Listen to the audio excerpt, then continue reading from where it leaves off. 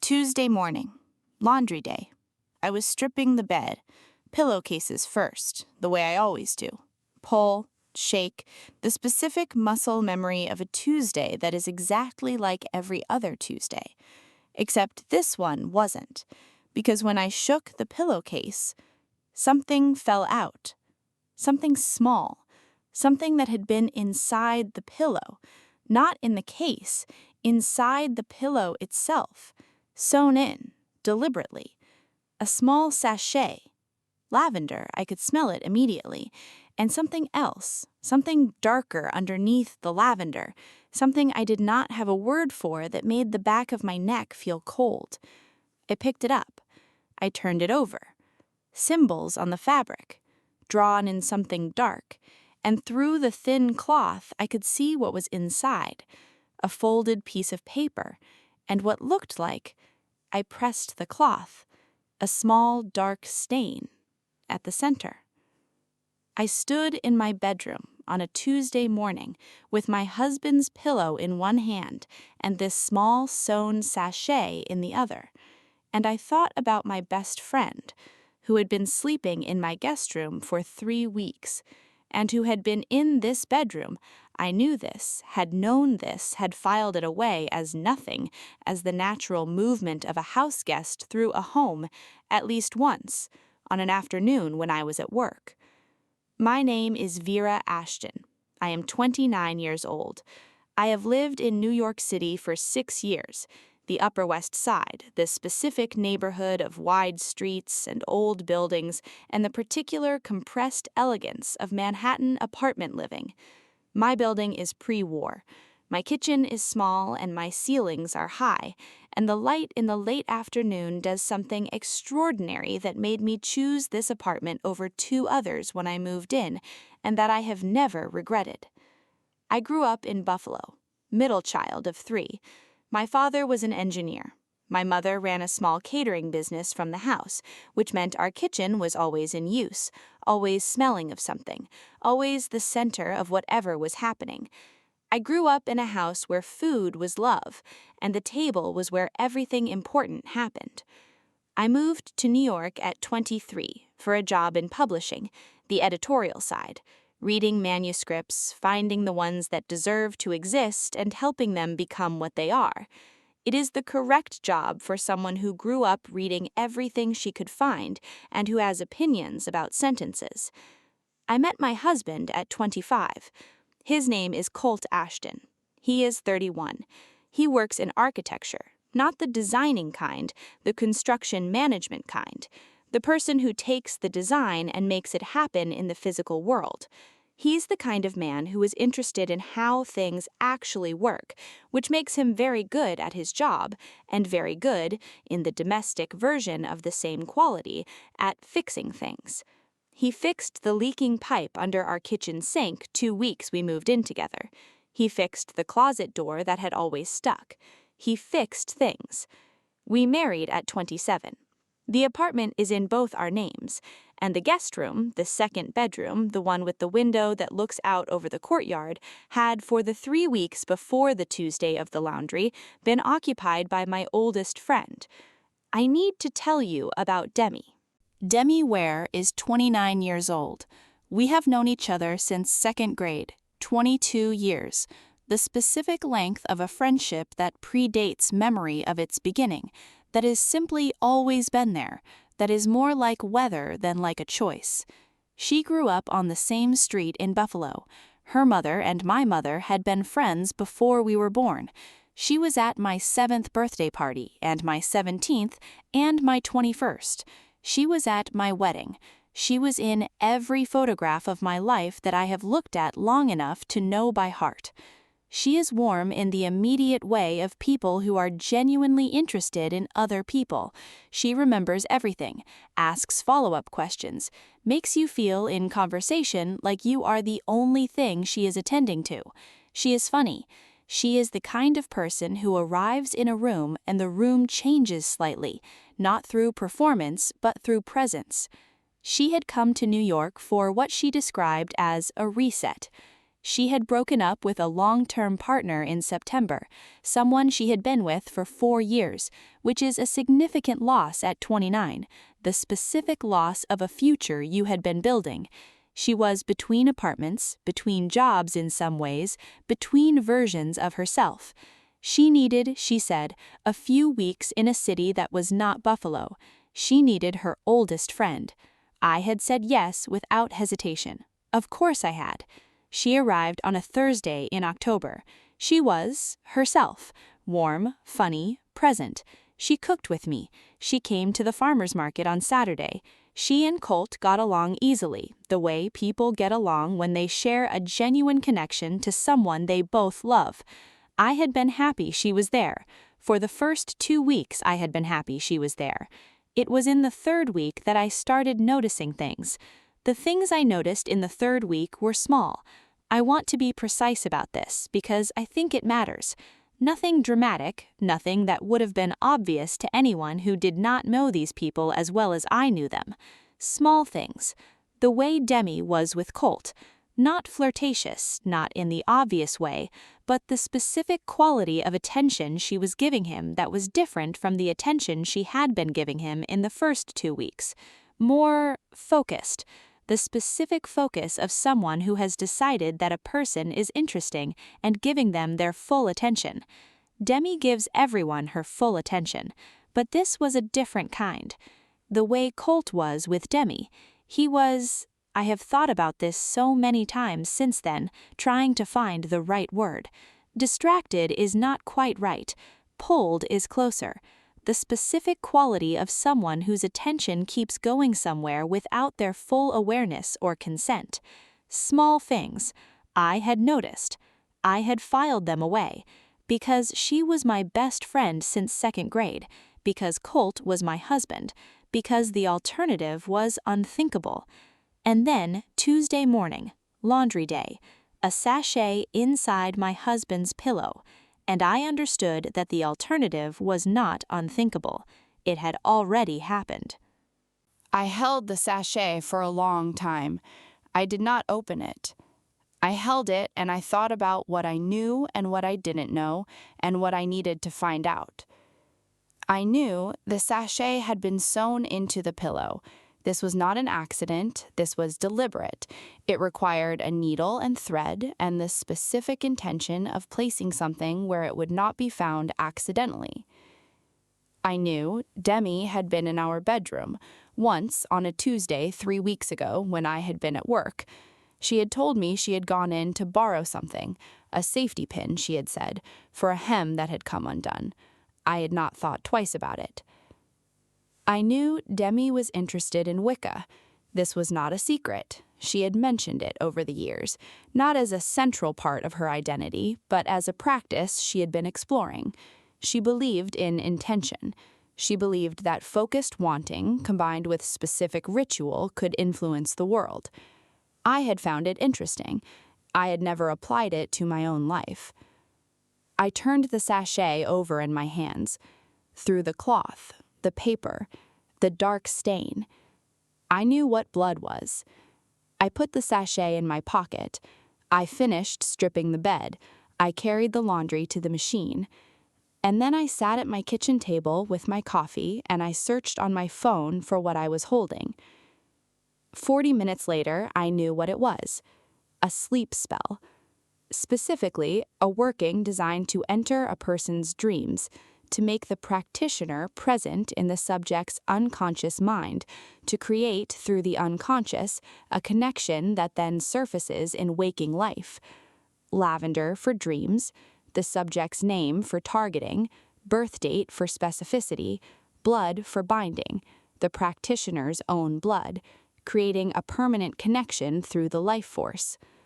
Sewn inside the pillow, so it would be present every night for 3 weeks, while my husband slept. I put down my phone. I looked at the kitchen where Demi had cooked with me, the table where we had eaten together, and I thought about the thing that I had noticed and not acted on. The 3rd week, the different quality of her attention, the different quality of his. Colt came home at 6. He put his keys on the hook. He came to the kitchen. He said, "Smells good." I had made dinner. Automatically, the Tuesday routine. "Sit down," I said. He sat. I put the sachet on the table between us. He looked at it. "What is that?" "It was inside your pillow," I said, "sewn into the inner lining. I found it this morning when I stripped the bed." He picked it up. He turned it over. "What?" "It's a Wiccan sleepworking," I said. "Lavender, your name, your birth date." He looked at me. "And a drop of blood," I said. "Hers, the practitioner's." The kitchen was very quiet. "Demi," he said, not a question.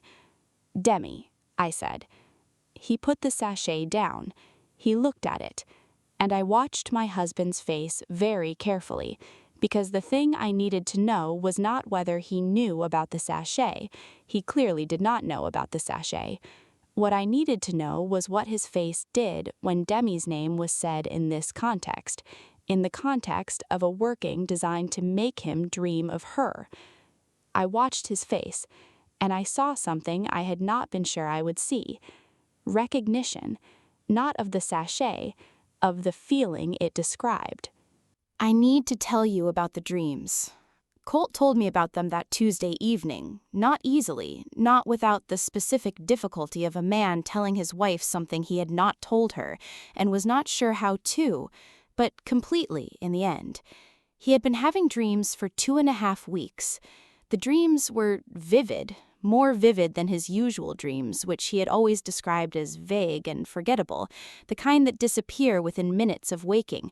These were different, specific, saturated in a way that felt, he said, more like memory than imagination. Demi was in all of them. He had not, he told me, thought about Demi this way before the dreams started. He had woken up twice saying her name. He had not told me because he did not know how to explain something that he had not chosen and that frightened him in its intensity.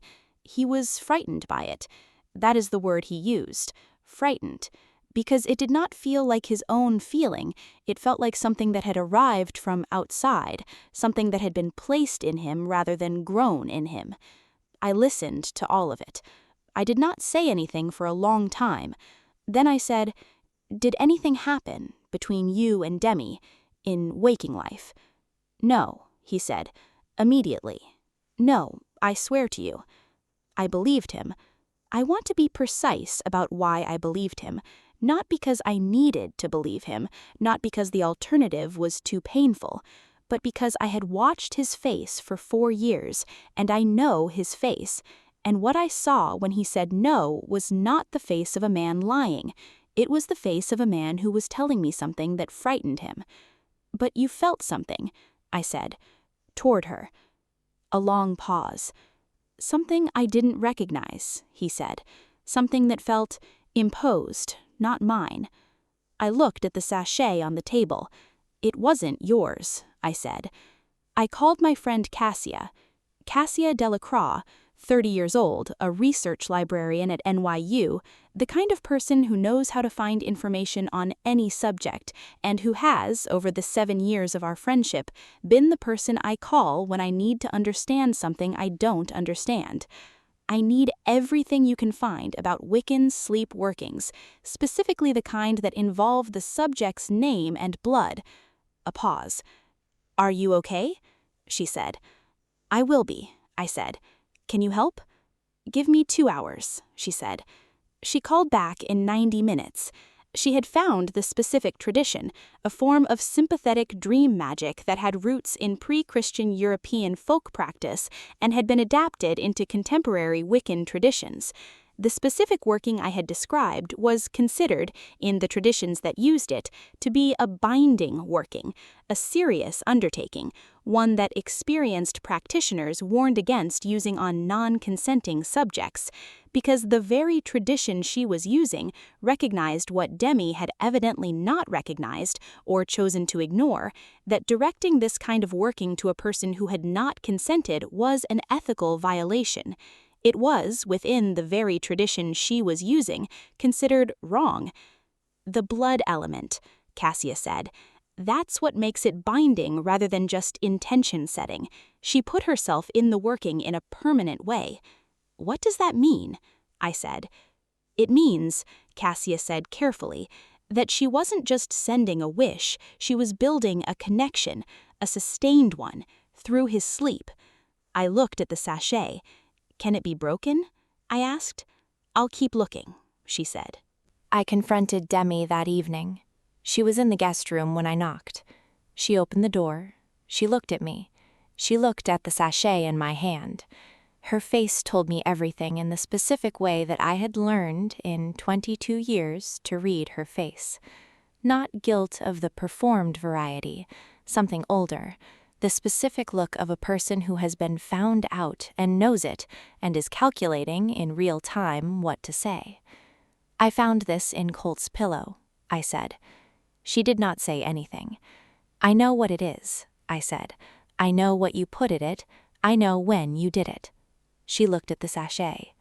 Vera, don't, I said. Don't tell me it isn't what it is.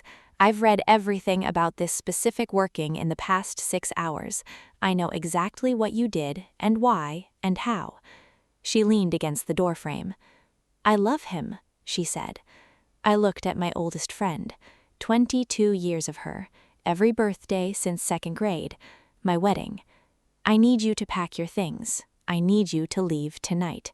She looked up. Vera. Tonight, I said. She packed. She left at 9:30. I stood on the doorstep and watched her car go around the corner. And then I went inside, and I tried to figure out what came next. What came next was not what I had hoped. I want to be honest about this, because I think the honest version of this story is more useful than the version where things resolve cleanly. The sachet was gone. I had burned it. Cassia had found that fire was the traditional method of releasing a binding working, and whether or not I believed in the metaphysics, the specific act of burning the thing felt right. Kolb knew. He knew what had been done and why and by whom. He had not participated consciously, he had not chosen it, and yet, the dreams did not stop immediately. This is the part that is hardest to tell. After Demi left, after the sachet was burned, the dreams continued for several weeks, not every night, but present, and the waking feeling that had accompanied them, the pulled quality I had seen in him, the specific distraction, did not resolve on the timeline I had needed it to. Colt was honest with me about this. He told me every time he had a dream. He told me when the waking feeling was present. He was not hiding it, but I had found something sewn into his pillow with another woman's blood in it, and even with his complete honesty, even with everything on the table, I could not unfind it. We tried. We went to couples counseling, a therapist named Dr. Anaya Osei, who was patient and thoughtful, and who asked the right questions. We talked. We were honest with each other in the ways that the first 2 years of marriage had not required us to be. We tried. 3 months after the Tuesday of the laundry, Colt told me he was in love with Demi. Not because of the sachet, or not only.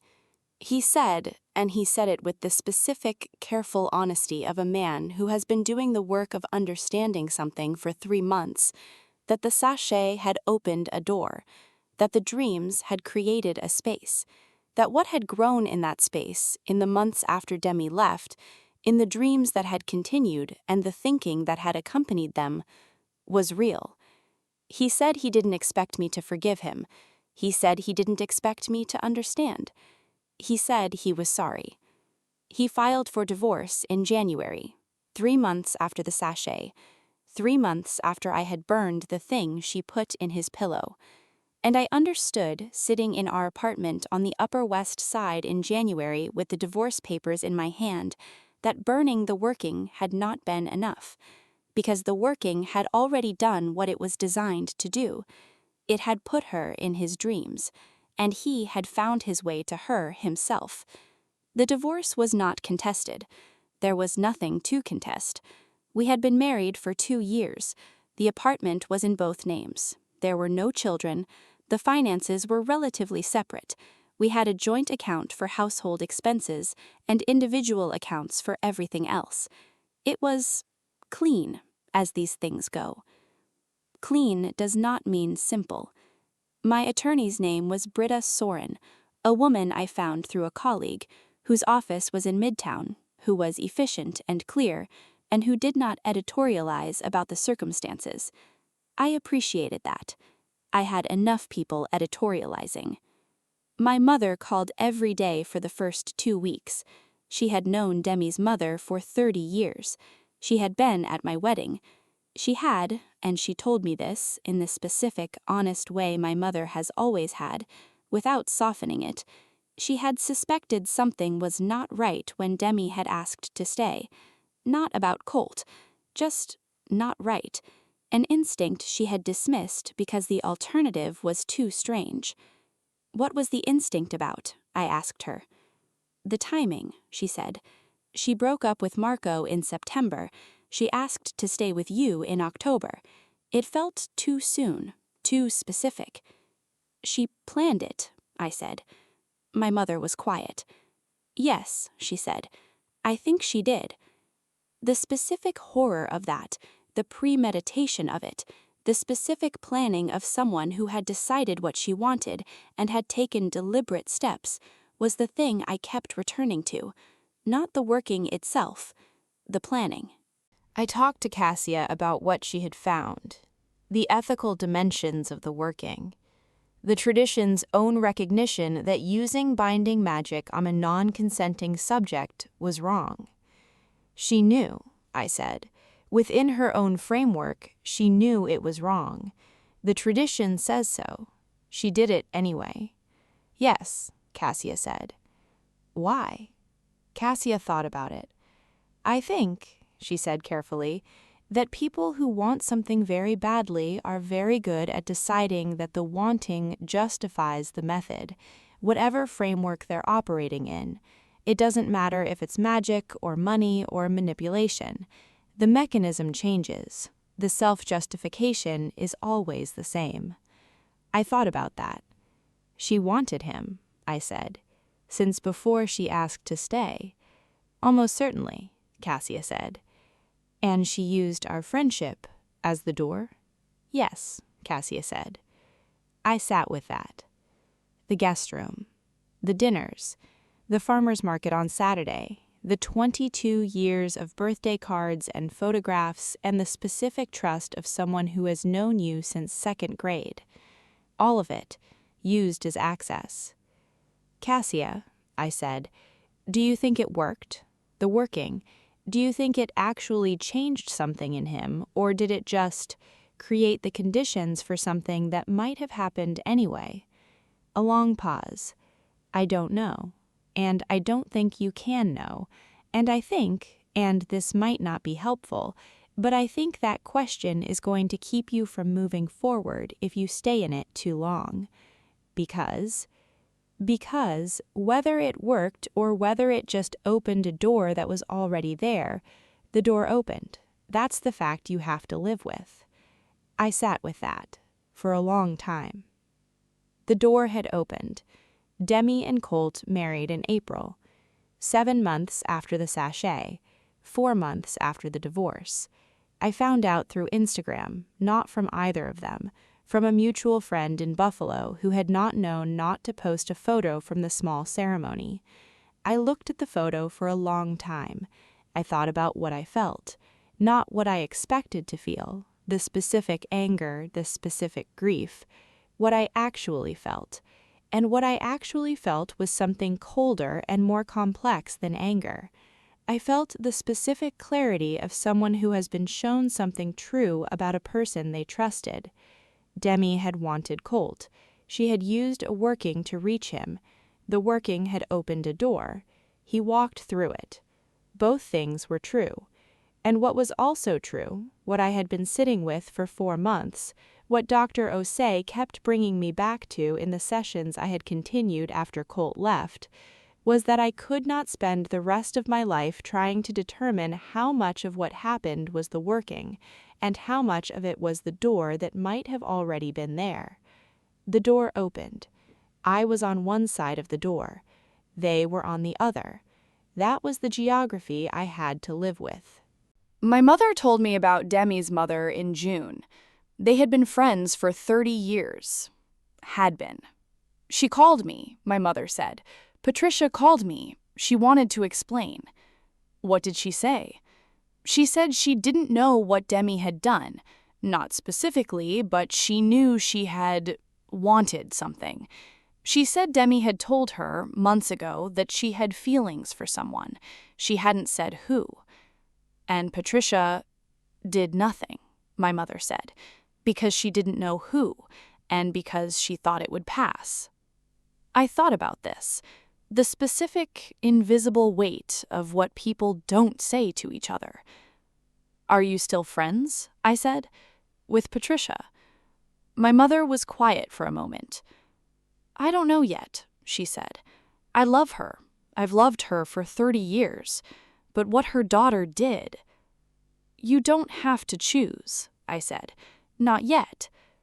That's very generous of you, my mother said. It's not generous, I said. I just don't have the energy to manage her guilt on top of everything else. My mother almost laughed. That's more honest, she said. I'm working on honest. It's harder than I expected. In July, I boxed up the guest room.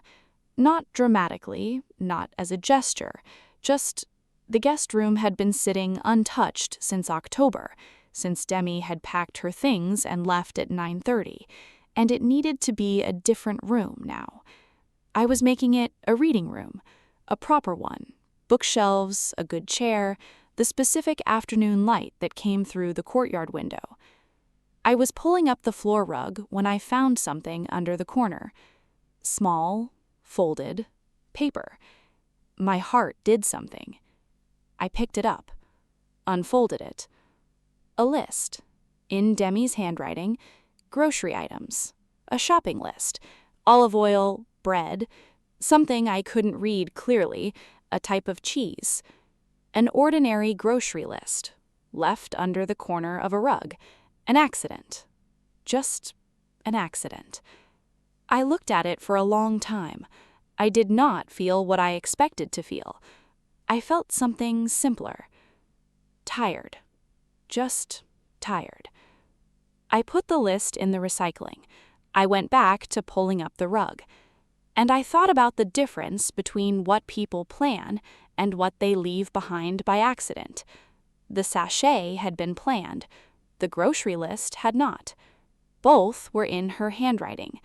Both were from the same person. One had changed my life. One was a list of cheese and olive oil. People are both things simultaneously. I am still learning to hold that. It has been 9 months. 9 months since a Tuesday morning and a laundry day and a sachet inside a pillow. I am still in the apartment. I stayed. Not because leaving would have been wrong. There are good arguments for leaving, for the specific blank slate of a new space that does not have the weight of what happened in it.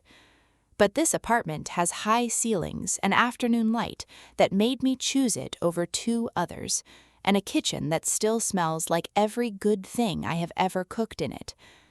I was not going to let Demi take my apartment. She had taken enough. I repainted the guest room. Pale blue, a color I had always wanted to use somewhere, and that Colt had never been enthusiastic about, and that is, it turns out, exactly right for a room with a courtyard window and afternoon light. The bookshelves are up. The chair is in the corner. I read there on Sunday mornings. I have thought a great deal about the working, about what it was and what it did and what it means. I am not, and have never been, a person who believes in magic in the traditional sense, the idea that a lavender sachet sewn with someone's name and blood can literally alter the neurological landscape of a sleeping mind. But I believe in intention, and I believe in the specific power of a person who wants something completely and acts on that wanting through every available channel, conscious and unconscious, seen and unseen. Demi wanted Colt. She used the working as the anchor of her intention, and then she followed it with everything else: the presence, the warmth, the specific attention of someone who has decided that a person is worth everything she has. The sachet was the symbol. The 3 weeks were the substance. And in those 3 weeks, something grew. Not in Colt's pillow, in Colt. The question I had asked Cassia, whether the working changed something or whether it just opened a door that was already there, is the question I have been living with for 9 months. I do not have an answer. I'm not sure there is one. What I have instead is this: the door opened. I was not on the other side of it, and I am trying to understand what that means for the person I am now, on this side, without him. I have not spoken to Demi since October. She has texted twice. Once in November. The text said, "Vera, I'm sorry. I know that doesn't help, but I'm sorry." Once in March, the day after the divorce was finalized. Just Vera. Just my name. I did not respond to either, not because I had nothing to say, because I had too much to say, and what I had to say needed more than a text can hold, and I was not ready to have the conversation that could actually contain it. Maybe someday. I do not know. 22 years is a very long thing to put down, but so is a sachet inside a pillow. Both things are true. Last week, I was in a bookshop in the West Village. I was looking for nothing specific, the specific aimless browsing of a Sunday afternoon, which is my favorite kind of bookshop time. I found a book about folk magic traditions. I picked it up. I read the chapter on sleep workings, and I found something I had not found in my initial research. A note from the author, an academic who had spent 20 years studying these traditions, about the ethical frameworks within the practices themselves. She wrote, "The most consistent ethical thread across folk magic traditions involving targeted workings is not whether they work, but what they do to the practitioner. Every tradition that addresses this agrees, binding another person to yourself without consent does not create love, it creates dependency, and the practitioner, in binding another, also binds themselves to an outcome they have forced rather than chosen, with a person who has not freely chosen them." I read it twice. I stood in the bookshop with the book in my hands. I thought about Demi, about what she had wanted, about what she had gotten. She had wanted Colt. She had used everything available to her to get him, and she had gotten him, in a marriage that began as the outcome of a binding she had forced. I do not know if she has thought about that. I do not know if she and Colt are happy. I do not know what a marriage built on a sachet and 3 weeks in a guest room looks like from the inside.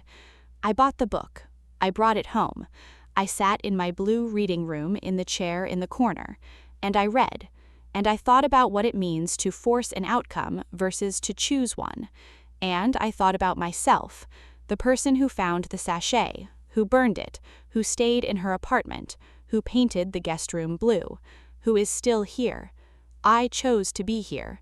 Nobody forced that. It is mine. That's the whole story, or the part I'm ready to tell.